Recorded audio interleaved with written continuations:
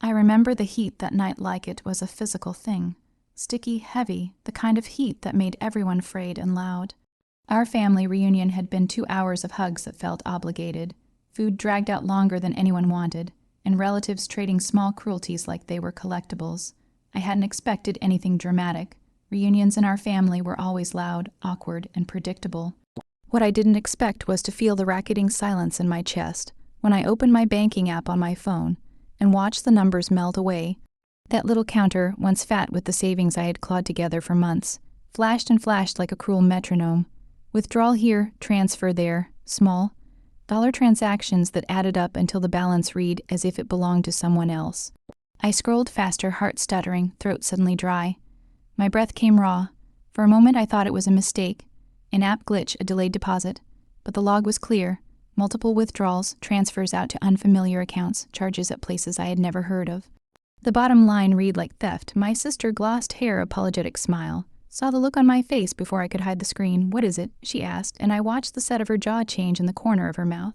I didn't have to tell her, she knew, everyone knew. The family had always known how to read the small panic in me. My brother, in-law James, always loud, always the kind of man who thought joking was armor, caught my eye and laughed before I could speak.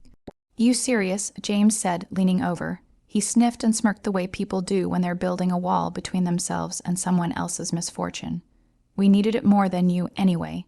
That line pressed into me like a hand. I felt the blood leave my head and be replaced by a cold clarity. Months of saving, careful meals at home, the second job I took so Lily could have dance class. Gone. The money I'd earmarked for the deposit on a place that wouldn't creak at night. Gone. I could feel the dreams evaporate like sweat. People around us kept laughing, someone clinked glasses, a child squealed. I felt as if I were watching the scene through a pane of glass. The world kept moving, and I'd been the only one selected for a trapdoor. My hands trembled. The reunion chatter dimmed to the hum of a distant engine. I clenched my phone like a lifeline and stood up, the chair scraping under me. I didn't shout. I didn't need to. The way my voice came out quiet and low made the words cut deeper. "You think that's funny?" I said. It wasn't even a question. James looked at me and grinned the predator grin that had always made my skin crawl. "Hey, business is business. We help the family, you know. You keep your accounts and we keep our priorities." He said it with the casualness of a man who believed money justified everything. My sister's eyes went to the floor. Her apology would come later, in small, bitter waves. For now she looked away like someone who just discovered a crack in a mirror she had been pretending wasn't there. I reached for my bag with my free hand, not to flee but to pull out the thing that had made their theft visible, a thing that could make the truth undeniable. The old financial ledger I kept, the paper receipts I'd stashed, the printed bank statements I'd hidden in a folder under the false bottom of the messenger bag. It felt silly to carry documents like relics in the age of apps, but I had always defended myself like that. Receipts, screenshots, notes in a tidy line. I'd been paranoid. Turns out I had been wise. "Then you won't mind what's coming next," I said, my voice doing the thing I had learned to do. Calm, steady, delivering a promise instead of a plea. They laughed. They laughed like a pack, the kind of laugh that smells like contempt and the certainty that consequences won't land on them. The laugh ricocheted around the room. Plates clattered, and Aunt elbowed a nephew. Someone raised a toast and called for attention. The family's noise rose into a wash, and beneath it, I felt my own heartbeat thick as a drum.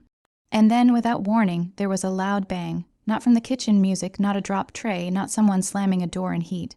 It was a crude metallic report that made everyone stop mid. Laugh that made forks hover inches above salads, that made the air pinch tight. The chandelier jiggled. A child screamed. The glasses on the long table trembled. Heads turned toward the front door. The front door flew open as if a gust had ripped it from its hinges, though the breeze didn't match the violence of the movement. For a second, everything was a frame, a frozen strip of film. Door yawning, faces rearranging into surprised shapes, the hallway beyond dark except for a silhouette that filled the frame from foot to head. I remember thinking absurdly about the way my chest went hollow and then filled with a new, raw purpose. I didn't know who had entered. I didn't know what the shape of the doorway meant in terms of my family's future. I only felt the electricity of the moment, the pivot, that one breath where everything could collapse or something irreversibly shift. James, who had moments before been the picture of animal amusement, lost the smirk. His face slackened in a way that made him look suddenly human and small. My sister's hand flew to her mouth. My mother began to speak, but stopped. The room held its collective breath. The silhouette moved forward. At first, I thought it was a police officer. The kind of person who would make that metallic bang make sense, authority stepping in, a loud knock of order. But the figure's stride was easier than an officer's. It was a stride that belonged to someone who had meant to come into this house and had no time for social niceties. Rain smeared the hallway light behind them. The shape shook droplets from a jacket that looked expensive in a casual way, like something men who never learned humility might wear. I stood, clutching my bag, the folder inside a heavy, satisfying weight. The boardroom kind of silence settled, and people waited for instructions or drama, which in families like mine often come wrapped together.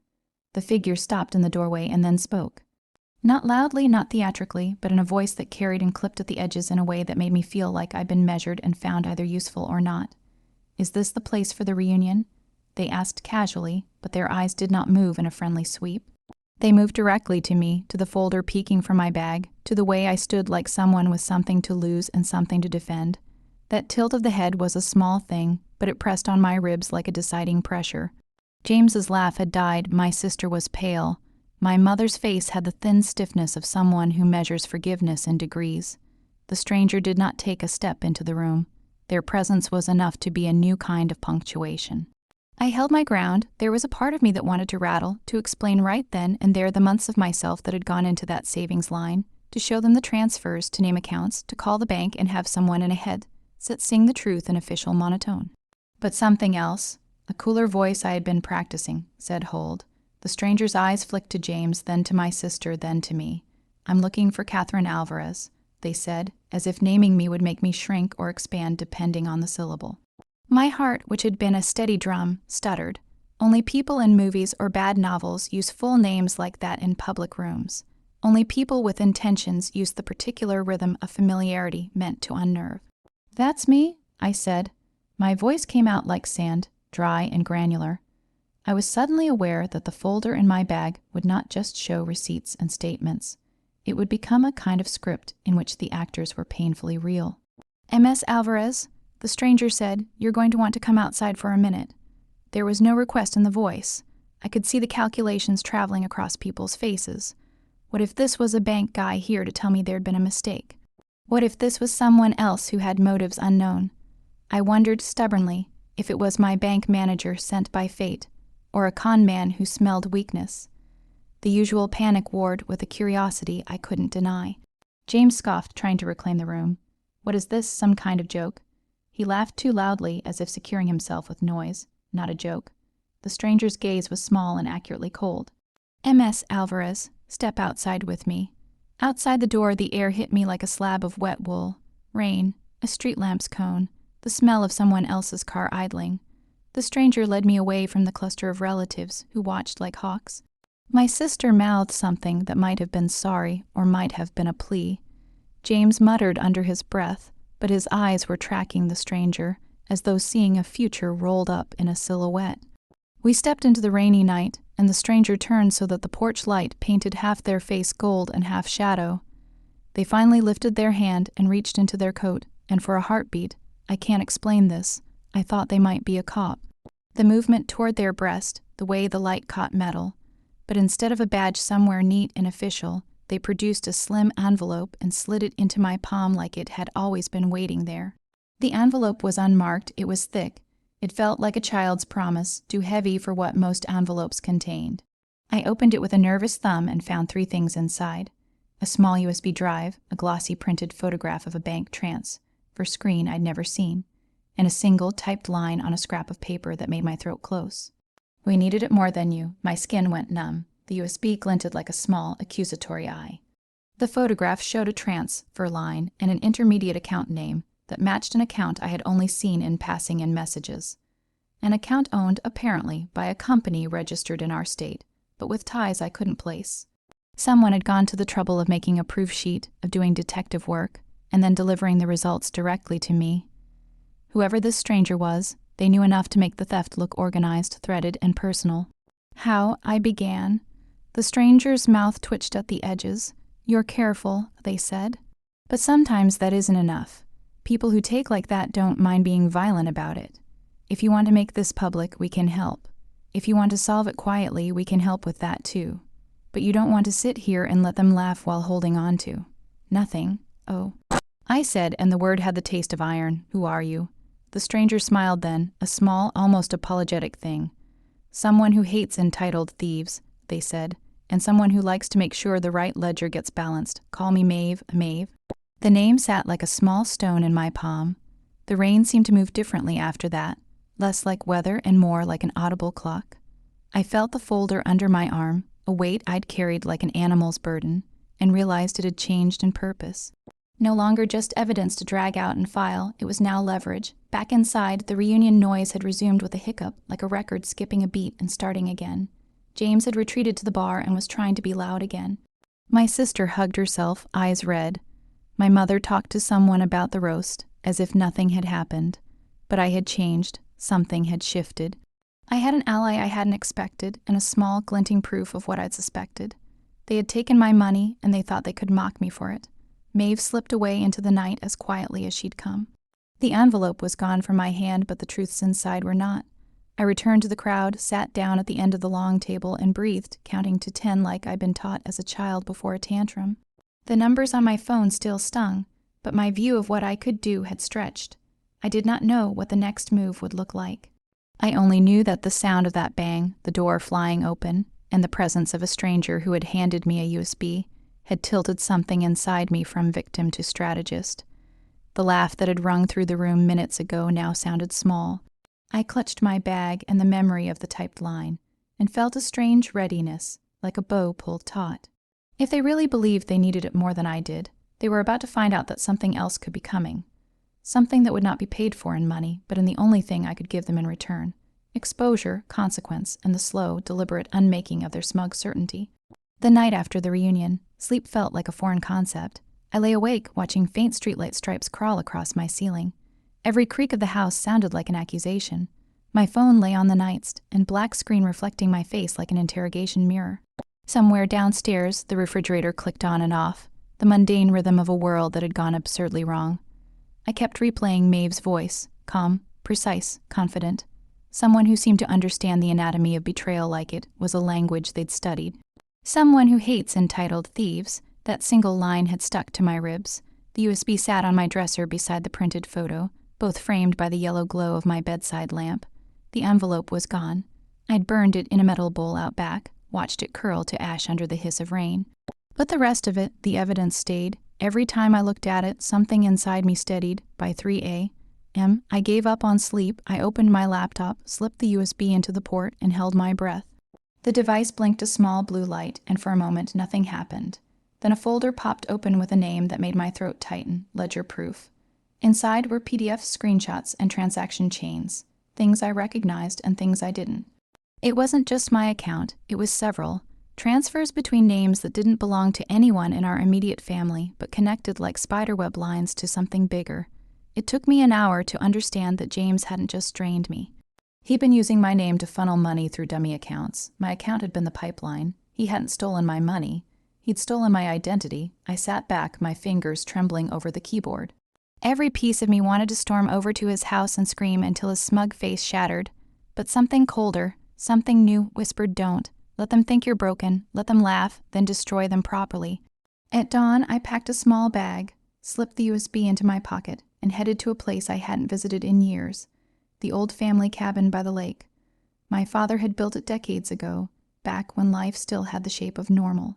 It was quiet there, isolated, and I needed somewhere that would let me think without the weight of a dozen eyes watching. The drive took 2 hours. Fog hugged the road, and the trees stood like guards along the way. By the time I reached the cabin, the air smelled like wet wood and the faint trace of pine. The lock still worked. Inside, dust floated in slanted beams of light. The silence was so complete it almost hummed. I made coffee with the old percolator, sat at the wooden table, and spread everything out like evidence at a crime scene. The printed statement, my ledger, and the new documents from Maeve's drive. Piece by piece, a pattern formed. Every line connected back to James's small consulting firm, which it turned out didn't actually consult on anything. It was a front, money in, money out, all under different names. My sister's name appeared twice, small amounts, but enough to prove she knew. My chest ached. Family wasn't supposed to look like this. That's when my phone buzzed, a message from an unknown number. Maeve, you checked the drive. I froze. My heart skipped a beat. Me, yes, how did you know? Maeve, I was waiting to see if you'd open it. Now we can start. Me, start what? Maeve, balancing the ledger. Before I could reply, another text came through. An address downtown followed by a time, 6:30 p.m. I hesitated. Every instinct screamed don't go, but curiosity outweighed fear. By evening, the city had turned into a mosaic of neon and drizzle. The address led me to a small cafe tucked between a pawn shop and a bookstore. It didn't look like a place where anything dangerous happened. More like the kind of cafe where writers came to pretend they were productive. Maeve sat near the back, the same calm presence, a dark trench coat over one arm, her hair tied up. She looked like she belonged everywhere and nowhere at once. When she saw me, she smiled faintly and motioned to the chair opposite her. I wasn't sure you'd come, she said. I almost didn't, I admitted. I'm glad you did. She slid a folder across the table. Inside were printed forms, notes, and another photo. James shaking hands with a man I didn't recognize. This is your brother, in-law's partner, Maeve said. He's been moving funds through offshore accounts. Your name is on at least 2 of the holding companies. You could be liable if this blows up. I swallowed hard. So this is about money laundering. Maeve nodded.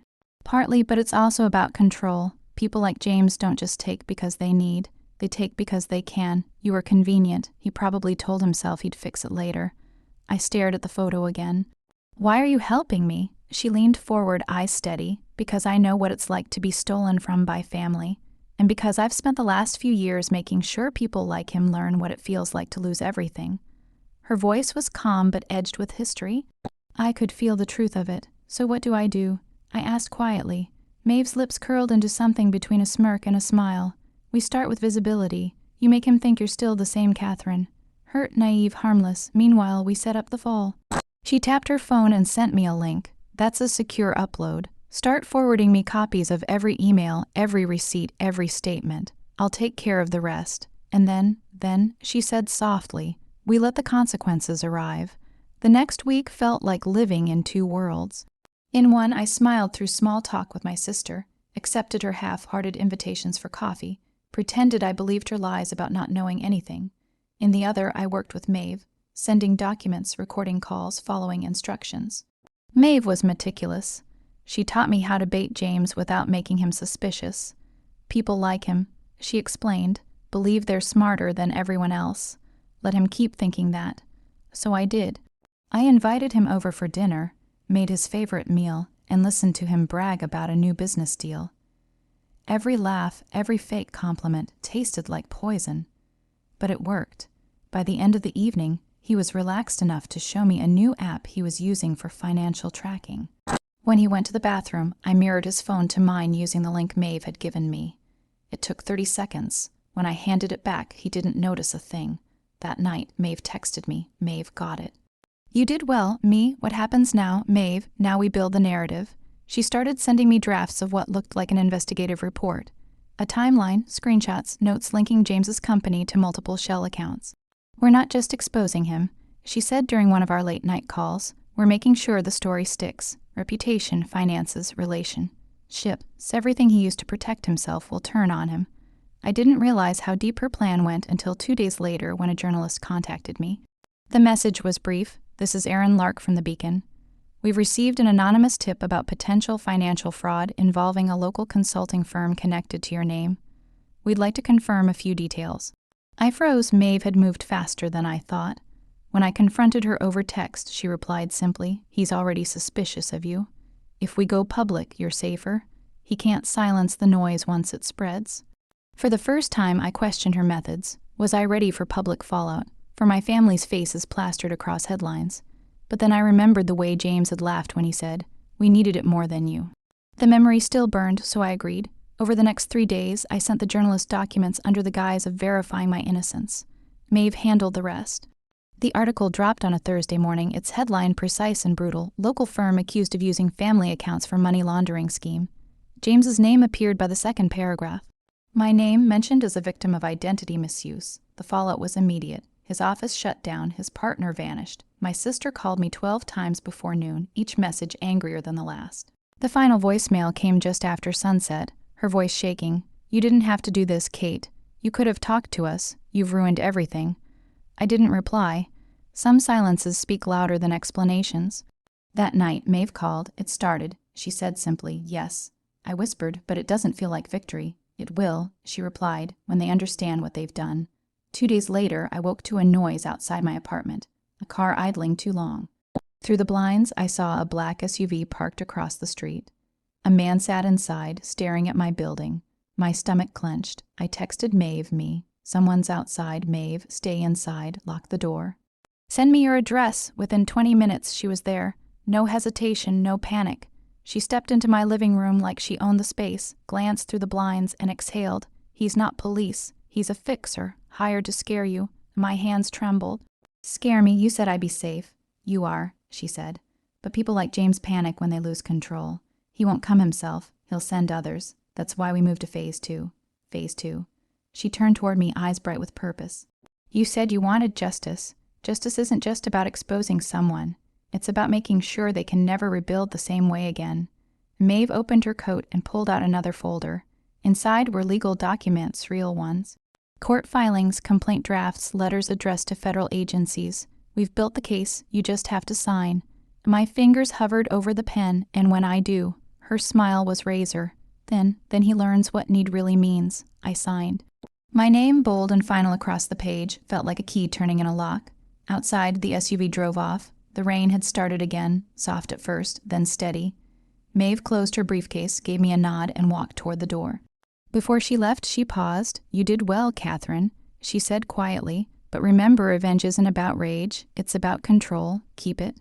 Then she was gone. I stood there alone, the sound of rain filling the silence, and realized I no longer felt small.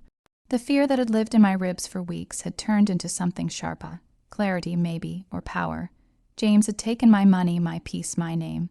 But now I held something heavier than all of it. Proof, leverage, and the will to see it through. And for the first time since that night at the reunion, I smiled. The explosion outside wasn't huge, more like a thunderclap that rattled every glass in the house. The laughter in the living room died instantly. Everyone froze. For a moment, all I could hear was the faint ringing in my ears and my own heartbeat. Then came the sound of car tires screeching to a stop. My brother-in-law, Derek, turned to the window, pale. What the hell was that? He muttered. I clutched my bag closer, keeping my breathing even. Maybe, I said quietly, it's karma knocking early. He shot me a glare, but before he could answer, the front door burst open. A tall man in a black coat stepped inside, rain dripping from his shoulders. His voice was calm but firm. Mr. and Mrs. Dalton. My sister, Emily, blinked rapidly. Why? Yes, who are you? He reached into his coat and pulled out a badge. Agent Reynolds, Federal Financial Crimes Division. We need to talk. Derek's smirk vanished. The room went dead silent. I didn't move. I just watched. Emily's hands started to tremble. There must be some mistake. Agent Reynolds shook his head. No mistake. We've been monitoring a string of unauthorized transfers tied to multiple accounts, including one belonging to... He looked down at his tablet. Marissa Cole. That was me. Derek's jaw tightened. What the hell is this about? The agent's tone didn't change. Maybe you can tell me why nearly $180,000 was funneled into your joint account last night. Emily gasped. Derek's face went ghost white. My pulse thudded behind my temples. I'd been waiting for this moment. I wanted to smile, but I didn't, not yet.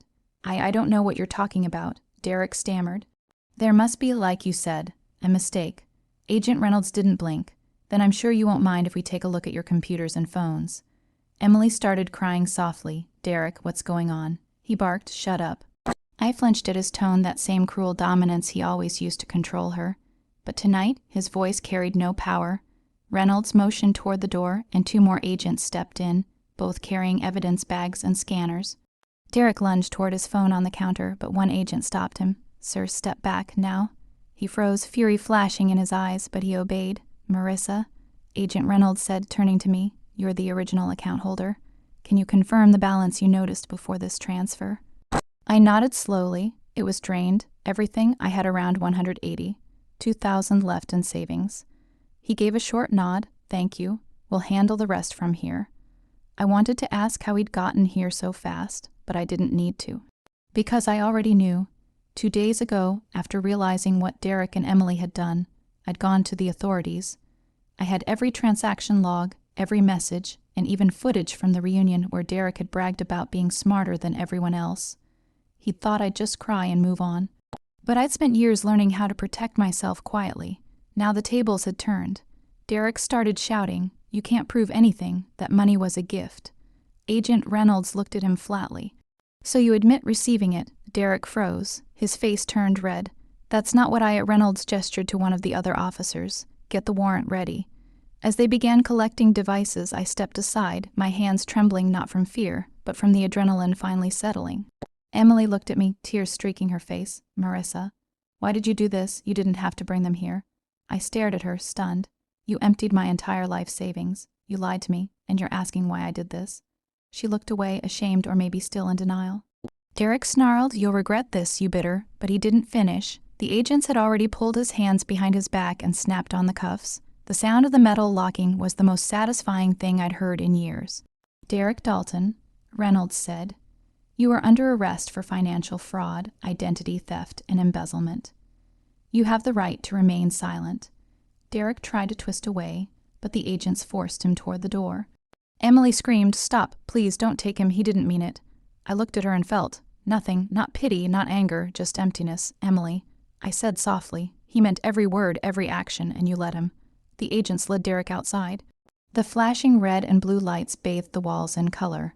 Neighbors had gathered on the porch, whispering. As the car door slammed and Derek disappeared into the night, Emily sank to her knees. "What happens now?" she whispered. I didn't answer, because I already knew this wasn't over. That night, I drove home through the storm, the wipers slapping against the glass like a heartbeat. When I got inside, I sat down at my desk, opened my laptop, and checked my email. There it was, a message from Agent Reynolds. "Funds secured. Investigation ongoing. You'll receive restitution once case concludes. Stay available for follow-up." I exhaled, relief finally, but something still gnawed at me, something beyond the money. The betrayal wasn't just Derek's, it was Emily's too. The sister I'd loved, protected, and helped through everything. She'd stood beside him. She'd laughed while I cried, and even now, I could hear her voice in my head. "You didn't need it as much as we did." I clenched my jaw and typed a short message to her. "You chose him over me. Now live with that choice." Then I hit block. Weeks passed. The court case grew louder. Derek's name appeared in local papers. Man arrested for embezzlement after family dispute. The whispers spread fast. Emily tried calling, texting, even showing up at my office once, but I didn't respond. I'd already started rebuilding. My account had been partially restored, and I'd moved my funds into a new bank with tighter security. But one morning, I received a small envelope, no return address. Inside was a note written in shaky handwriting. "Marissa, please, I'm sorry. He's gone. I lost everything. I can't eat, I can't sleep. Please talk to me, Emily." I stared at it for a long time. The old part of me wanted to forgive her, to comfort her, but the new part, the one built from betrayal, knew better. Forgiveness doesn't erase consequences. So I folded the letter and slipped it into a drawer, the same drawer that held my police reports, screenshots, and evidence. A reminder of why trust needs boundaries. A month later, I got another call. Agent Reynolds again. "Marissa, I wanted to inform you that Derek accepted a plea deal. He said he'll serve time and restitution will be completed within 6 months." I nodded, even though he couldn't see me. "Thank you, that's all I wanted." "Justice served," he said. "You handled this better than most." After the call ended, I sat in silence. For the first time in years, I felt free. Later that evening, I returned to the family house, not out of nostalgia, but closure. The place where everything had started, where laughter had turned to theft. The door was unlocked. Inside, the lights were dim. Emily was there, sitting on the couch, staring at nothing. When she saw me, her eyes filled with tears. "You came..." I hesitated, "only to end this." "I didn't know he'd do that," she whispered. "I thought he just needed help." "You watched him drain me." I said, "That's not help." She covered her face, sobbing. "I lost him, Marissa. He's in prison. I can't even pay rent. You got your justice. Why are you still here?" I looked at her. "My sister, the woman I used to call my best friend. I'm here." I said slowly, "To forgive you, not for you, but for me." She looked up, stunned. "Because," I continued, "carrying anger means you still have power over me, and you don't anymore." Her lips trembled. "You mean it." "Yes, but forgiveness doesn't mean forgetting. You'll never be part of my life again." And with that, I turned and walked out. The night air hit me like a cleansing wave. For the first time since that family reunion, I felt light, like the storm had finally passed. I walked toward my car, started the engine, and drove away. The road stretched ahead, endless and quiet. As I glanced at my reflection in the rearview mirror, I didn't see the broken, betrayed woman anymore. I saw strength, I saw peace, I saw freedom. Months had passed since Derek's sentencing. He was serving time and Emily had vanished into the fog of her own regrets. My phone stayed silent, my inbox empty, the house was quiet, peaceful yet heavy with memories I didn't ask for. But peace, I learned, doesn't always mean happiness. It just means the noise is gone. I've been rebuilding my life slowly. I transferred to a new branch of the firm. I worked for a promotion I'd earned long before Derek's betrayal. The new office was in the city, sleek and modern, with a skyline view that made every sunrise feel like a promise. My coworkers didn't know what I'd been through to them. I was just another profession. Organized, calm, maybe a little too quiet, but that was fine. I'd learned the value of silence. It hides strength better than words ever could. One Friday evening, I stayed late finishing reports. When I finally stepped out into the cool night, my phone buzzed. Unknown number. Normally, I'd ignore it. But something, instinct, maybe made me answer.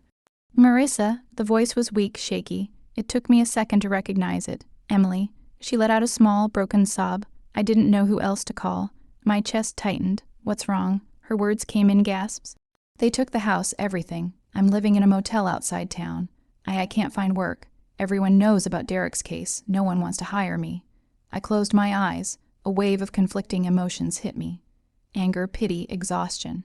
Emily, I told you before. I said quietly, you made your choices. I know, she cried, but please, just help me this once. I don't have anyone else.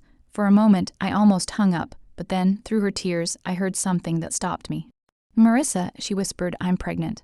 I froze, pregnant. The words echoed in my mind like a haunting melody. Derek's child, suddenly everything.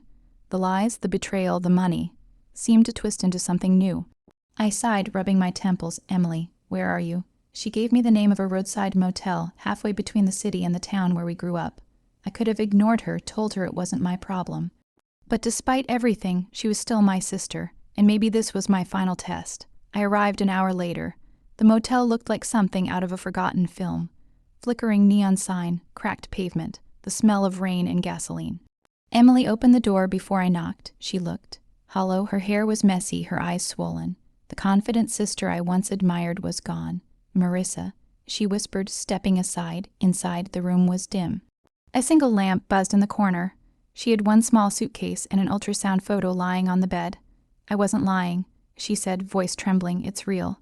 I looked at the image, a faint little shape in the center. Life forming out of chaos. She sat on the edge of the bed, crying softly. I don't want to be like him. I don't want my child to grow up in his shadow. Something in me softened. I sat beside her. Then don't. You still have a choice. She looked at me, desperate. Will you help me? I thought about everything. How she'd laughed when Derek stole my money, how she'd defended him, how she'd watched me break, and then I thought about the child, innocent, unaware of the mess that had created it. Yes, I said finally, I'll help you. But not like before. I won't save you, I'll guide you, there's a difference. She nodded, tears glistening. I'll do anything. Over the next few weeks, I helped her apply for assistance, find therapy, and contact a nonprofit that supported single mothers. Slowly, she began to find her footing. It wasn't forgiveness, it was structure. I set boundaries, we met in public, talked about practical things. No emotional traps, no guilt trips. But part of me still watched from a distance. I didn't trust easily anymore. Then one morning, while having coffee, I saw Derek's name flash across the news ticker. Local man found dead in prison after altercation with another inmate. My hand froze midair, the headline blurred as my thoughts spiraled. Dead. Just like that, the man who destroyed my peace was gone. I expected to feel relief, closure, but instead I felt something colder. Emptiness. Emily called an hour later, sobbing uncontrollably. They told me this morning, he's gone. Marissa, he's gone. I stayed quiet, letting her cry. I don't know what to feel, she whispered. He was awful, but he was still my husband. Then feel it all. I said softly, the grief, the anger, the confusion, it's all part of letting go. She cried harder. When the call ended, I sat by the window for a long time, staring out at the rain. Sometimes revenge doesn't end with satisfaction. Sometimes it ends with silence. Months passed again. Emily gave birth to a baby girl. She named her Hope. When I held the child for the first time, something inside me cracked open. Those small eyes, that fragile heartbeat. It was like the universe offering me redemption in its purest form.